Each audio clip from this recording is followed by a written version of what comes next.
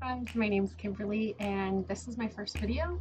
I wanted to share with you guys just a little bit of my experience with going to college to be a teacher and with my first lesson that I got to teach just recently. It was so much fun. So I want to tell you guys about that and just kind of like what I'm up to right now. If you like the video, make sure to give it a thumbs up and hit subscribe. I'm just building this channel, so just a heads up on that. I hope to do a lot more videos. I hope you guys like it. Hello everyone, I am Kimberly Villasenor and I am currently a student with the University of Phoenix, and I am trying to get my bachelor's degree and my teaching credentials, and I'm actually 8 classes away from finishing the program before I student teach. Once I start student teaching, I will actually be student teaching. One session is for 7 weeks and the second session is for 8 weeks. So for a total of 15 weeks. And during that time, I will also be taking classes with the University of Phoenix online, and I will be able to get my program finished and graduate. Typically, they allow you to graduate 8 weeks before you are actually finished with your classes. So that would be an option for me as well. However, I do think that I want to wait until I'm actually all done with my classes to have my graduation. It just feels kind of fake to graduate before. So I think that's what I'm actually going to do. I've actually started, I don't know if you can see the boxes up there. I've actually started purchasing items for my classroom already, like the iris boxes. What I plan on doing with those is I actually plan on having like my units. So whatever I plan in like August, September, October, November, December, January, February, March, April, May, and June, because those are all the months that my school will be in session that hopefully I'm getting hired at. But I would like to get hired with the Saugus district. And so we typically run for 11 months, but it's actually 180 school days. So there'll be a time off. But what I want to do is on those boxes, I want to print up labels for the month and like store all of the stuff. So I have all my masters of all of my teaching plans, like in worksheets that I come up with. I would like to have them in there. So for the following school year, I will already have stuff. And then I want to basically build upon that. So one of the things that I would like to do is also do reflections after each of my lessons to see what things like worked really well and like what things I should modify, because the whole goal in teaching is to make our students college and career ready. And so I want to make sure that I'm attaining all of those goals with my students. And so maybe there might be something that didn't work that well that I thought was going to go great and it didn't.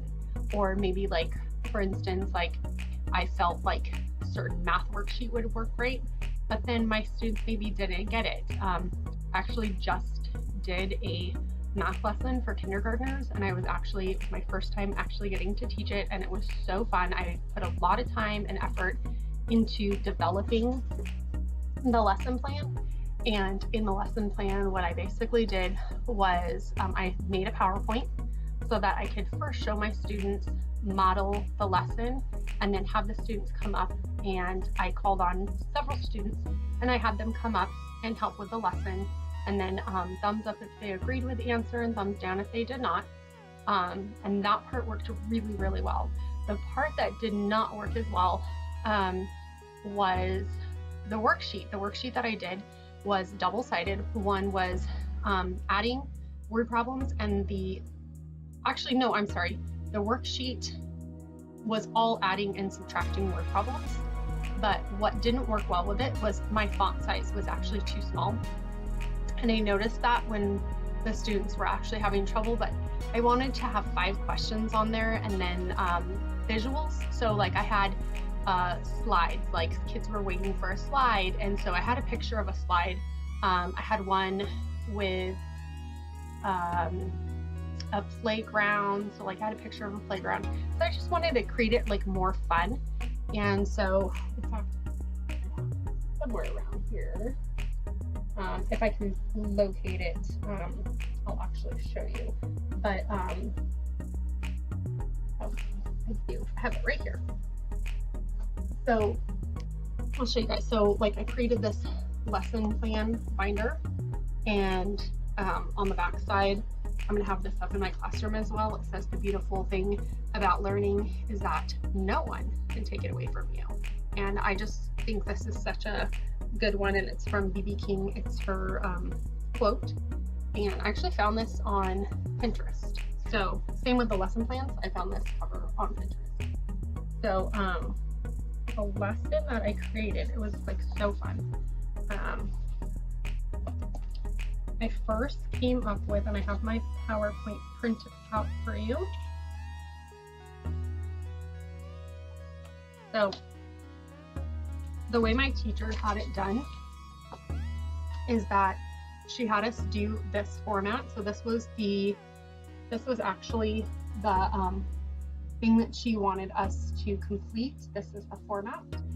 And then from there, I created it this way.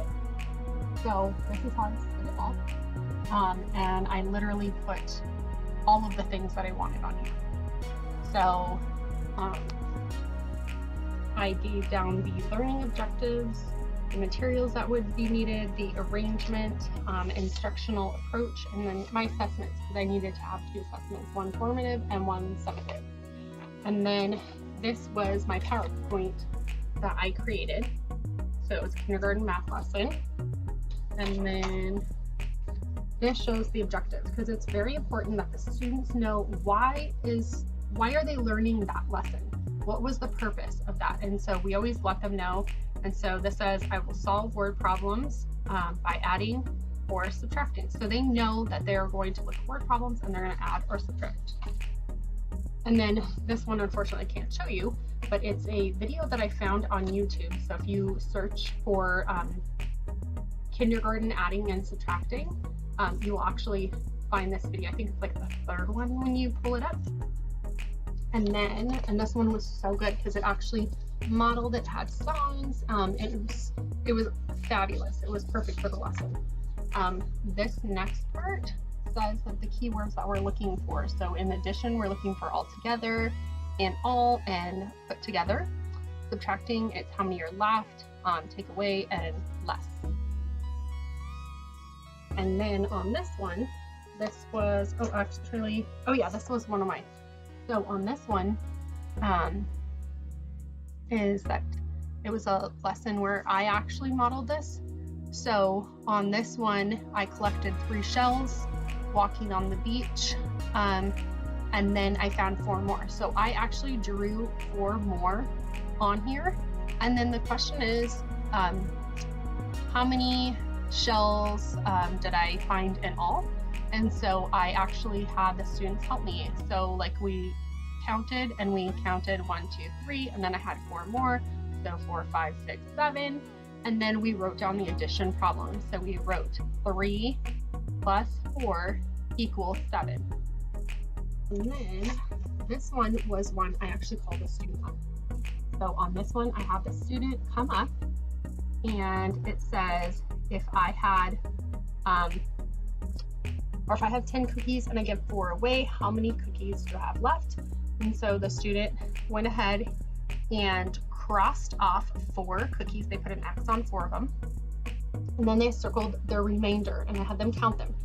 So we did 10 minus 4, and then they wrote equals 6. And then I asked the students thumbs up if you agree and thumbs down if you disagree. And all of the students got that, and they were like, yes, I agree. So that was great. And then this one was blocks. So this one was, Sam was building a tower of blocks. He had 5 blocks. He grabbed 4 more. How many blocks does Sam have in all? And then I asked them, what is the key word for the operation that we're looking for?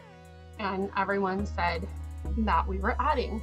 So they went ahead, and I had a different student come up, and he went ahead and drew out 4 blocks first, and then he drew 5 more. And then he added them all together, and I had him write down the equation down here at the bottom. Then my next slide actually says, time to go to your seats for your turn to try. So I had all the students go back to their seats, and then they got a chance to try. So what we did was, this was the worksheet that I gave you. So this is the one that I was just writing to you. So do you notice how like the font is just really small? And for kindergartners, they actually need font bigger. Like it needs to be bigger. So this was something that I would actually probably just make this a double-sided worksheet so that all of my questions could fit, because I wanted to have enough subtraction and addition that they could try. So that I would actually have changed. But other than that, one of the things that I wanted to have the students do, and I didn't, is when they found the numbers, I wanted them to circle them, and I wanted them to circle the keyword. I was so nervous that I actually completely forgot to tell them to do that. So that is something that I would have changed, and the font size. And then for my final thing, I had to do an assessment. So while the children were working on this, I actually know which students were actually struggling with this. And so mentally I kept a note, because it's a classroom that I actually normally work in, and I took the day off or time off so that I could do the lesson, because with my university, you are not allowed to work while doing like observations and stuff. It's just like, it's one of their rules. So I took time off so that I would be able to do this lesson. So I already knew the kids in the class, which was super helpful. So I already knew all the names, and I mentally knew which kids were struggling.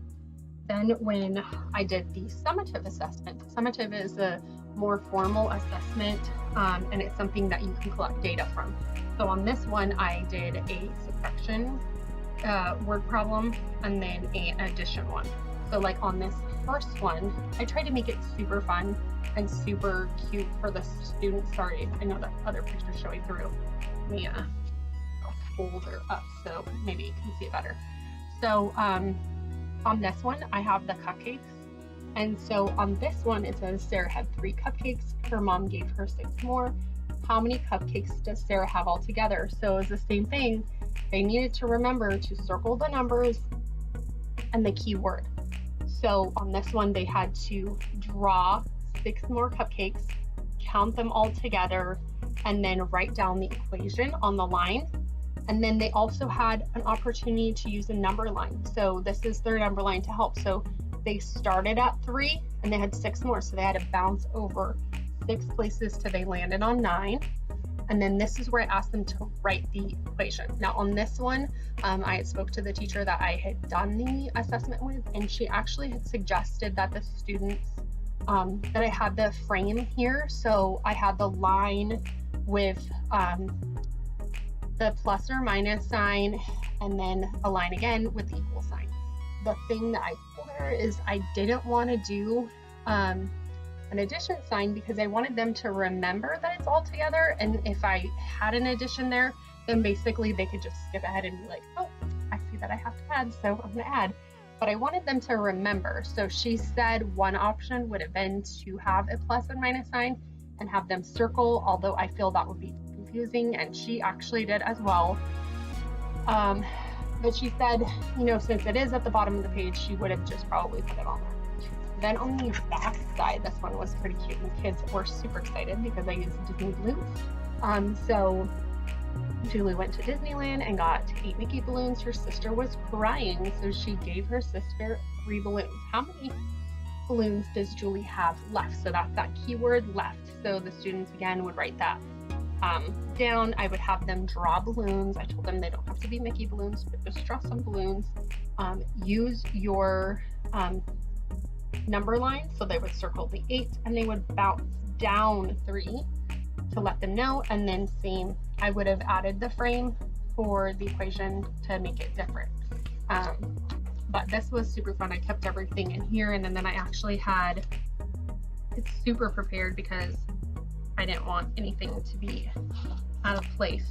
So I actually have all the worksheets, and I don't want to show you because I have students' names. I'm going to cover up the student's name, but as you can see, the student did a great job filling this one out.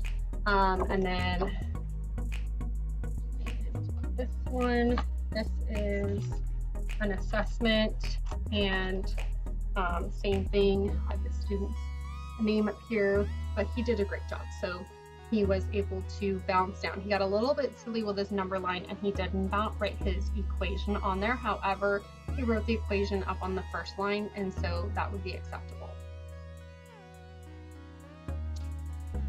So basically, that's kind of like my adventure that I'm going on so far. Right now I'm in a English language learners class, and so for that, I do my makeup here in the morning. So these are actually the 2 textbooks that my classes are using. So this one's Mastering ESL and EFL methods, and it's differentiated instruction for culturally and linguistically diverse students. So this qualifies for the CLAD. So if you don't take a class like this, you do have to take the CLAD, and that is for English language learners, just to make sure that you are able to teach those students to help them be successful. Because again, the whole goal in teaching is to make them college and career ready. This is the other textbook that my teacher is using. It's Strategies for Teaching English Language Learners. Both of these textbooks are like really informative. So my school, all of our textbooks are online, but I'm just I like to have a physical, tangible book. That's just me, because I like to highlight. Even though you can highlight in the program, like it actually gives you an option to like highlight it. And if you use, like, you can use your phone, you can use a tablet, you can use the computer, and it actually does save like whatever notes and whatever highlights you do. But I'm one, like, if I'm writing a paper, like I actually want to be able to like physically like quickly flip through pages and be like, what page was that on, and look for it. Although I will say, like, if you're looking for something very specific, you can type in under search on the electronic book. You can literally type in what you're looking for and it'll find every single page that that word is on. So like that part of it is amazing. But for me, again, I'm just like totally a book nerd, and I love having like a tangible book to hold on to. And so these 2 books, I'm keeping them. They will be in my classroom, I'm sure, like, so I can refer to them if I'm having any struggles. One thing I do feel is with English language learners, like I would collaborate with my team teachers. I would also ask admin for help. I would also ask like speech. My specific school that I'm working at right now, we actually have a speech department. So I would actually utilize our speech department and ask them like for any techniques or ideas if I'm finding that a student is really struggling. Like obviously my whole thing is I want them to be successful. So that's what I would do. So this is my first video and I hope you guys like it. I'm hoping to post more. And again, like I said, I don't know that I had really like a theme or anything to this, but I'm just very excited about teaching and I cannot wait. Hope you guys have a great day. Bye. Thank you so much for watching my first video on YouTube. I'm so excited that you watched it. Again, this is my first time making a video. I am continuing this journey. Again, I said I had 8 classes, so by December I'll be done. I plan on doing more videos. If you like the video, please give it a thumbs up. And if you have any comments, feel free to leave them in the comment section. And if you would like to subscribe, hit that subscribe button down below that's in red. And I just am so excited because I've been wanting to be an elementary school teacher since I was 3 years old. So I'm just living my dream right now on the road there. So thank you so much. And again, have a great day. Bye.